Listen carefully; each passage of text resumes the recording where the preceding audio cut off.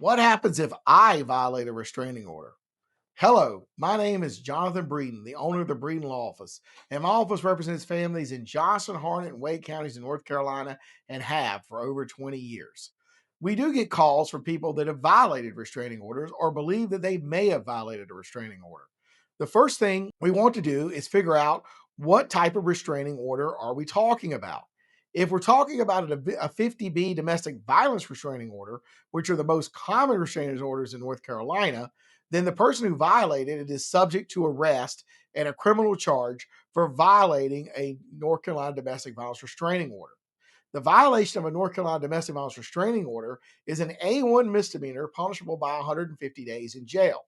What we will want to do is try to figure out, did the client violate the restraining order or not, what defenses they would have to it, and if there's any way to try to mitigate the damage that has already been done by reaching out to the other side, particularly if there's a domestic case ongoing and there's a domestic attorney that we can talk to about maybe trying to convince the other side not to go and get a criminal warrant, and we can work it out some other way. The one thing you do not want to do is to contact the person again or try to send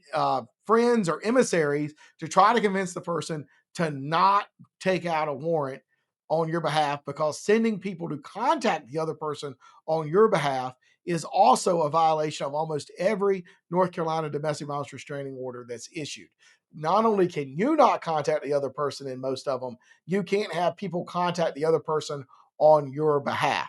You need to talk to an attorney immediately if you believe you possibly violated a restraining order, or if you actually violated a restraining order, so that they can help start to protect your rights as soon as possible. You can give me, Jonathan Breeden, a call at 919-661-4970, or reach out to me at breedenfirm.com, and we will try to help you mitigate the damages if you possibly did or if you actually did violate a restraining order.